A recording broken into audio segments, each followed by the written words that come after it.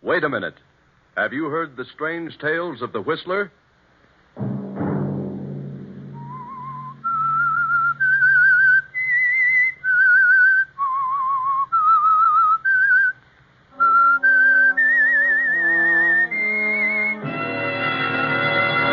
I'm the Whistler.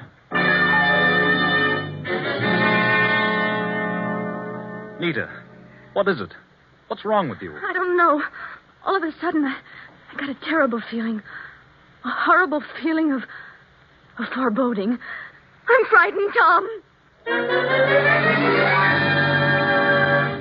Another Sunday night, and again CBS presents The Whistler.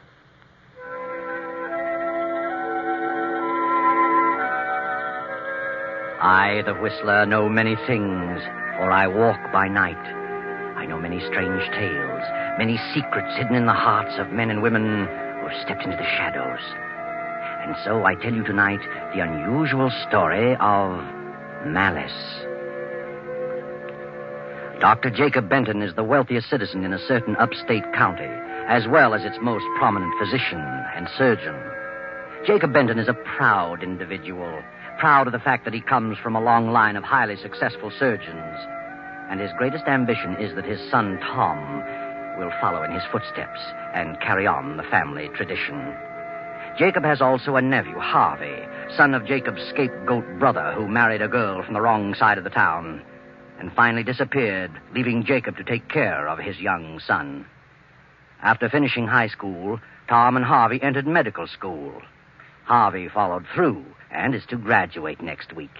But Jacob's son, Tom, at the end of his third year, wandered over to the East Bottoms at the lower end of town and met a girl, lost interest in medicine, and refused to go back to school. Tom. Yes, Father? Come into the library. What do you want? Where have you been? It's 2 a.m. Why, I've been to a party. Where? A house party. On the other side of town? Yes. In the East Bottoms. You've seen that girl, that Nita, again, haven't you? Yes. What of it? What of it? You're a disgrace to the name of Benton. I've told you time and again that you don't belong over there. I like Nita because she's honest and genuine. She's not filled with a lot of silly ideas like Eloise. Eloise is a fine girl. She belongs to an excellent family. Oh, bosh. Eloise is a phony. Nita's a real fellow. If you become serious about this girl, you'll be ostracized. I know all about poor Uncle George. He went over to the East Bottoms and met a girl and went to the dogs. But it wasn't the girl. He was no good in the first place. He was a stubborn fool, just like you. I resent being told who and when and where. Are you in love with this girl? Yes. I'm terribly disappointed in you, Tom. I'd prayed that you'd become a surgeon. I don't like medicine. You were wrapped up in your studies until you met this girl. That's what you think. I'm ashamed of you. Your cousin Harvey came from the lower end of town. I made him see the light. And then think of it. You about face and walk right into it. You quit school and he graduates next week. All right, his name's Benton, too. Let him carry on. He likes medicine. It bores me. This girl has made a fool of you. Oh, I could kill her. I think I'd better go to bed. Good night. Good night, young idiot. He's going to finish school if I have to... What's all the racket about down here? Oh, come in, Harvey. I heard voices. Yes, it was Tom. He's been to a party across town. Been out with that cheap girl again, that Nita. Are you sure? He admitted it. Says he's in love with her. Tossing his career to the winds over a woman like that. How long has he been seeing her? Several months, I suppose. That's why he wouldn't go back to school. All she's after is his money. How he ever met up with her, I'll never know. I'm afraid I'm the cause of that, Uncle Jacob. You? What do you mean? Well, when I was home last summer, I went over there one evening, several evenings, in fact. Tom insisted on going along. I wanted to see some of the kids. I went to school with Nita, and, well, I introduced them. Well, of all things, you were born over there, and if you insisted on going back, it was your own business. But Tom is my son. You knew how I felt about it. You had no right to take him over there. I realize that now. Well, something's got to be done about it, at once. Yes, but what? I'll put an end to it. Believe me, I'll find a way, and I'll stop at nothing.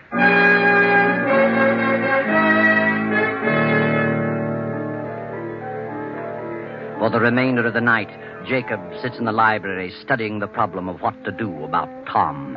And upstairs, young Harvey paces to and fro, pondering over the same question.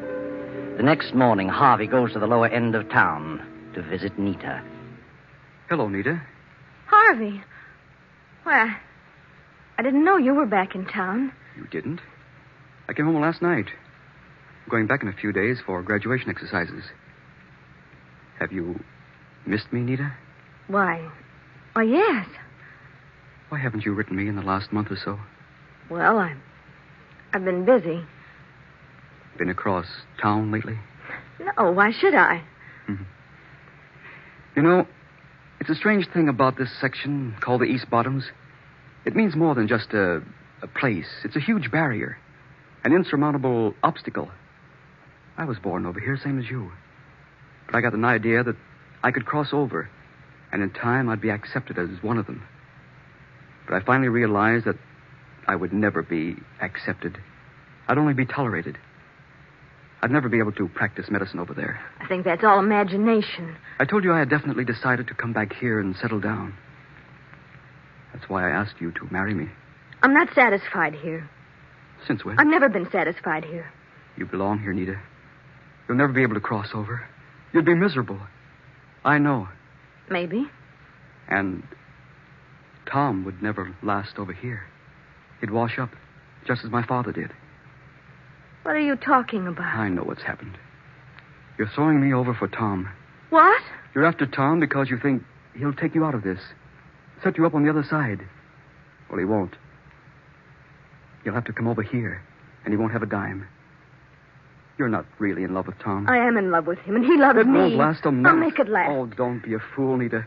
Tom's father thinks you're a good-for-nothing, and he'll never change. I don't care. I love Tom. And when it came to a showdown, Tom would walk out on you. I'm going to marry him. I've made up my mind. Then there's nothing more I can say. Goodbye, Nita. Goodbye.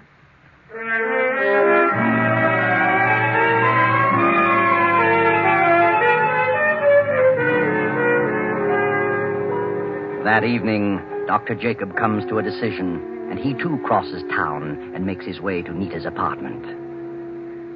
Well, what do you want to talk about, Dr. Benton? About my son, Tom.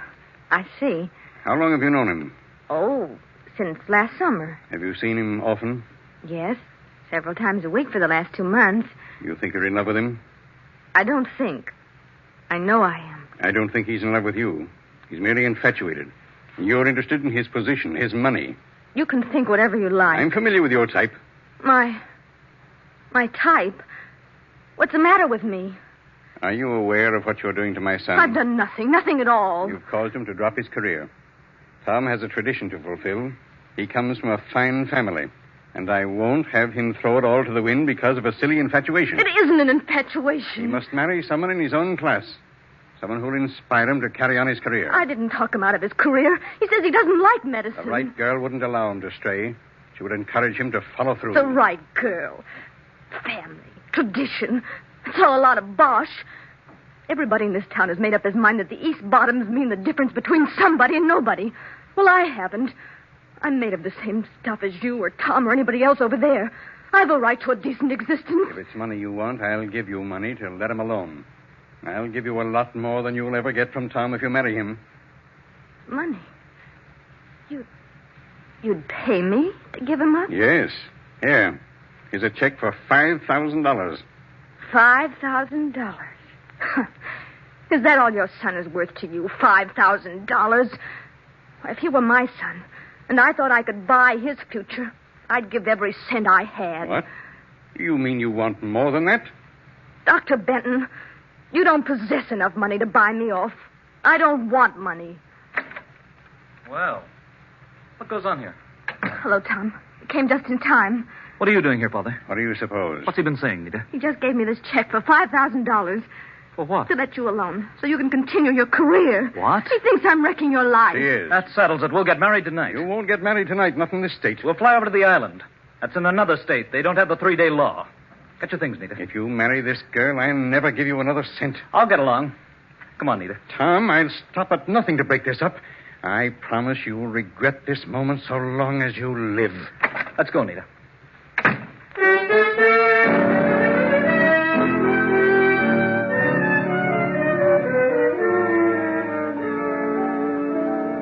So Tom and Nita rush out of the house and drive to the airport just outside of town. A storm has come up.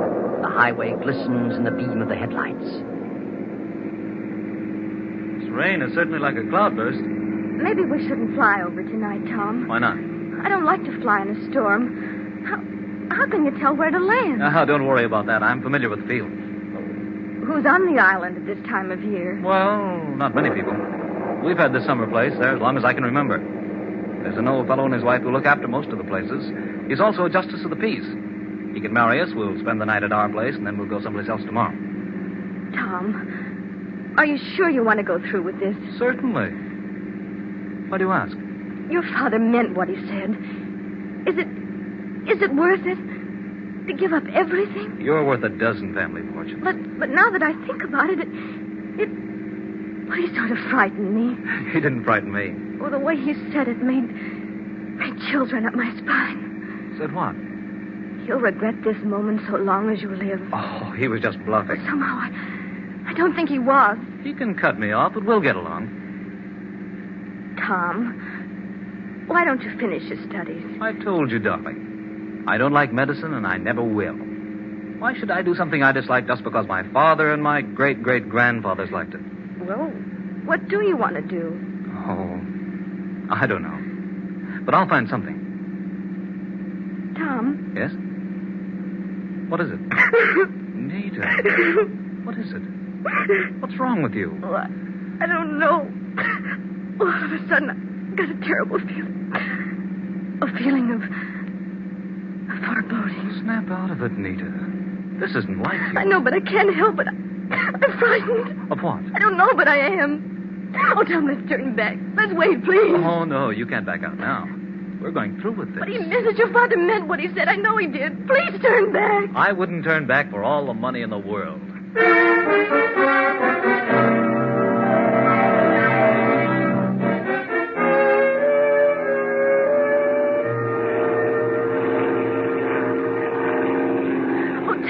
I can't see a thing. No lights, nothing. Now, don't worry. I don't need lights to land.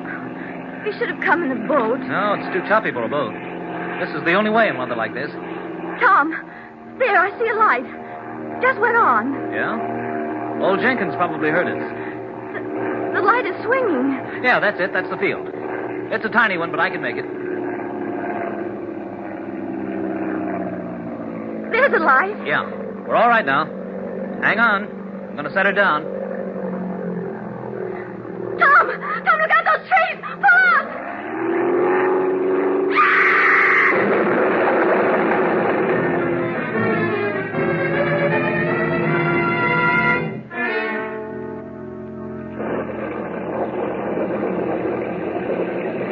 Are they dead, Pa? I don't know yet.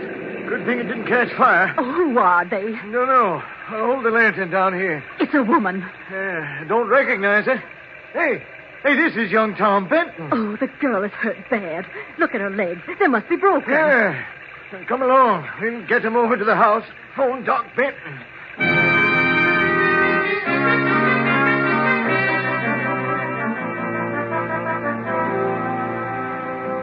Hello? Is this Dr. Benton's home? This is Jenkins over on the island. Is Dr. Benton there? Oh, is that you, Harvey? Well, you better find Doc and get him over here right away. It's young Tom. He tried to land his plane and hit some trees. I don't think Tom is hurt so bad, but the girl has smashed up something terrible. I don't know who she is. Yeah. Goodbye.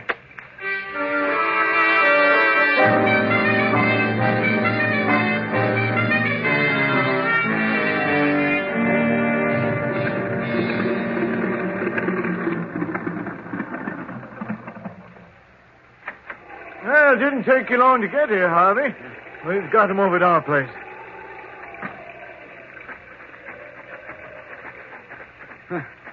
How in the world did Tom hit those trees? I had no trouble seeing the field. The lights weren't on when Tom came in. Didn't even hear his motor until it was too late. He should have phoned me. He was coming. Hey, where's Doc Benton? He was out on a case. He left his patient's house, so I left a message telling him I was going ahead and to come as quickly as possible. I brought some medical supplies. Here we are. Tom's over there on the couch. They put the girl in the bedroom. Mm-hmm. Few cuts on him. Don't think he has any broken bones. Oh, nasty bump on the head. Maybe a slight concussion. Well, I better have a look at the girl. Looks to me like both her legs are broken. Nita. Poor kid. You know who she is? Yes, I know who she is.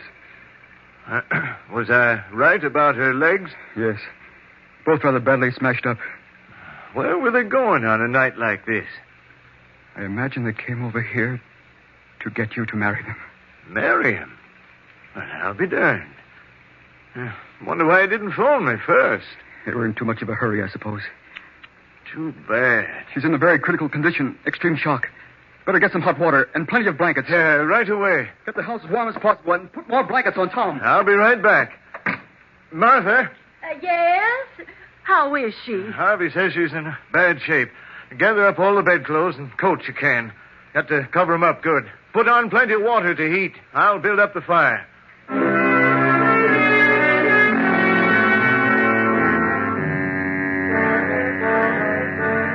Outside, the storm rages on. Harvey sits quietly beside Nita's bed, staring at her in a daze. Her breathing becomes shallow, irregular. A quarter of an hour passes. Then a plane motor is heard overhead. The ship sets down, and Dr. Jacob hurries to the house. Tom's over there, Doc. Tom. He's been unconscious ever since we brought him in. Can't find any fractures. He's got an awful wallop on his head. Yes. I see. No apparent concussion. He'll be all right in a short while. Get some pillows. Raise his feet. I want his head lower. I'll get them. You certainly got it hot in here. Yeah. Harvey had us do that because of the girl. She's pretty bad. Girl? Where is the girl? Oh, in the bedroom there. Harvey's in there. I'll have a look at her. Harvey. Huh? Oh. Hello, Uncle. What's the matter with you? I just... Are you crying? No, I'm just... This is a miserable mess. Fine example of a doctor you are. You have to learn to be completely impersonal about these things. Oh, I know. What do you say is wrong with her? Both legs are broken. She's suffering from extreme shock. Uh-huh.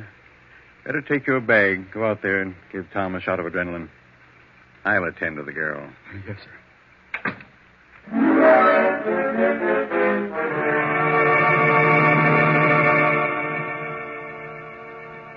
Harvey gives Tom the adrenaline and proceeds to attend to the cuts and bruises. Then he moves to the fireplace and sits staring into the blaze. The storm rages on, and the minutes drag slowly along. 10, 20, 30. Then Dr. Jacob steps out of the bedroom. Harvey, Yes, sir? has Tom come out of it yet? Not yet. But he shows improvement. He'll be all right in a little while. I see. Jenkins, Yes, Doc? get us something to make a pallet. We'll carry him down to the plane, take him over to the hospital. Sure, right away. I'll get 4 poles and some rope. I'll have 2 made in a jiffy. Never mind 2, just 1. The girl is dead.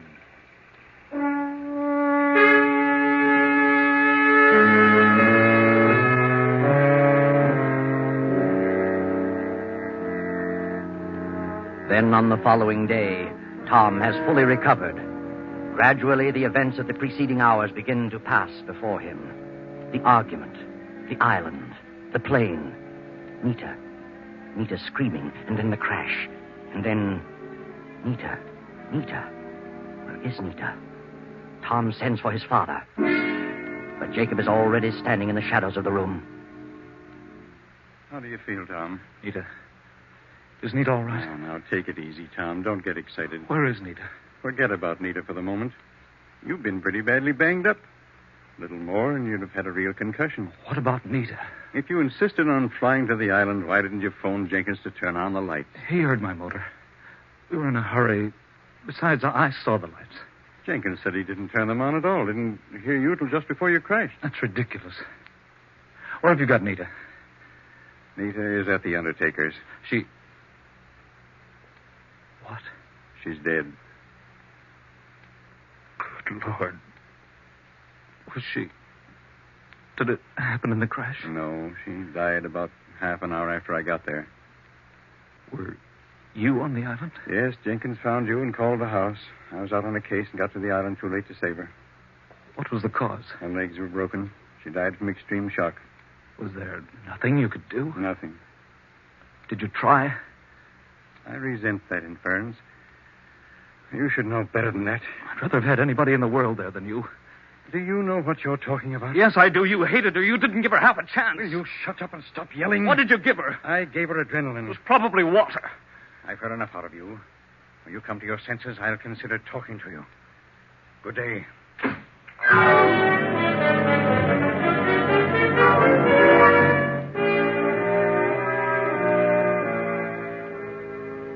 Now Tom, his mind filled with suspicion, his heart burning with hatred, throws on his clothes, dashes out of the hospital, and goes to the island. He reviews the whole situation with Jenkins. Each incident from the time he first heard the plane motor to the moment they took him to the hospital. Tom returns to town, arranges for an autopsy, and is now talking to the autopsy surgeon. Well, Dr. Groberg, how about it? What's your report? Well, both legs were fractured, but there was no compound fracture. There were several minor lacerations about the body and a head contusion. Nothing there that would have caused death. No, nothing. What else did you find? Any evidence of poison? No, none. She was suffering from shock? Oh, naturally. But not extreme shock. Then she didn't die from shock. Death from shock would have been prevented by the adrenaline administered. Then you found adrenaline present? Yes. That is what I can't understand. What do you mean? Well, one of the most difficult things to diagnose is the difference between extreme shock and internal hemorrhage. There was internal hemorrhage? Certainly. And this one was one of the easiest to diagnose I've ever seen. As you well know, adrenaline in internal hemorrhage is absolutely contraindicated. In other words, you think her death was caused by the administration of adrenaline? I do, definitely. But those things happen sometimes, regardless of how hard we try. Yes. Well, thanks, Doctor. I'll see you later.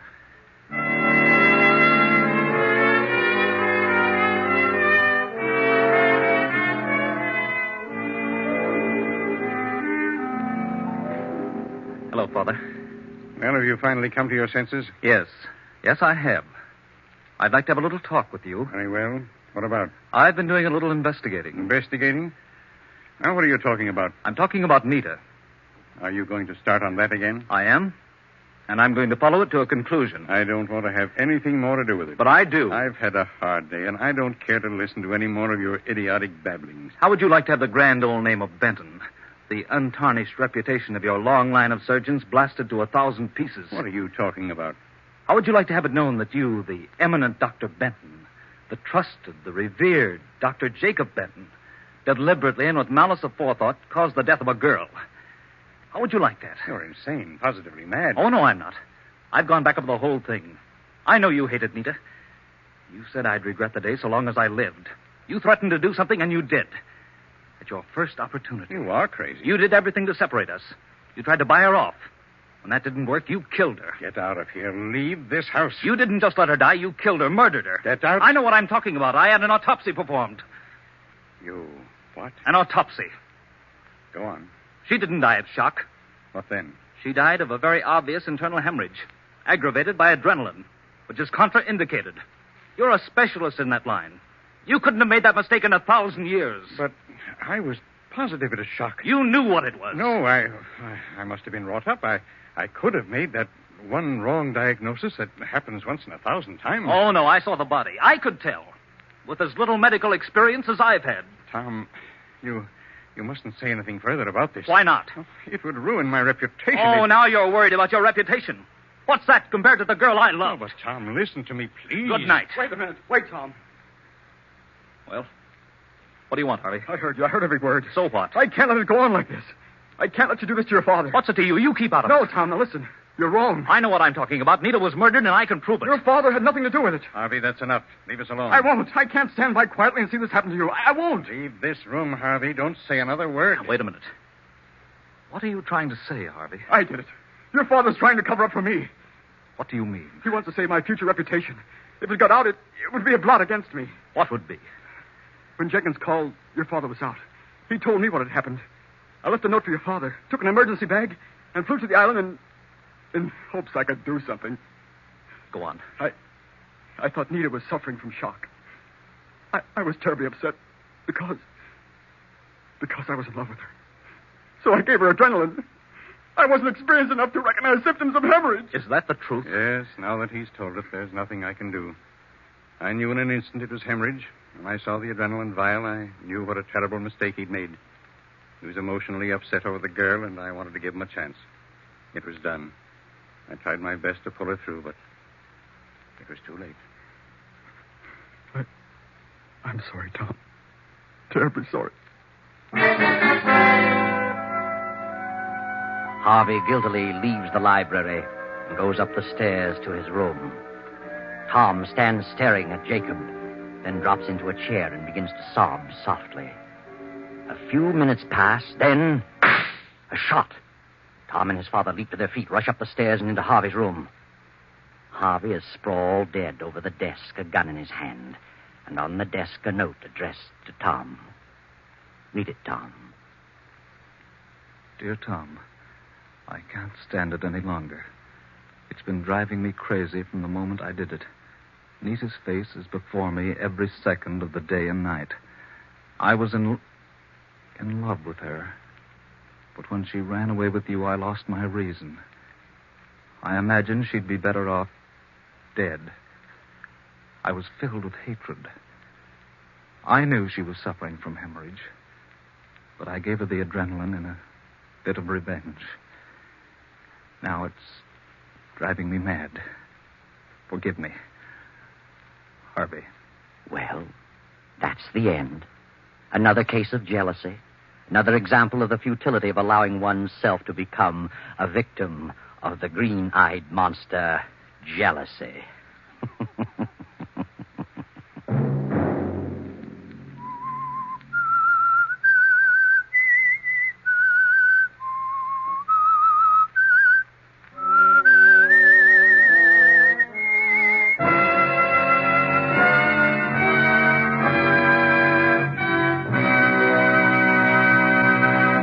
CBS has presented The Whistler.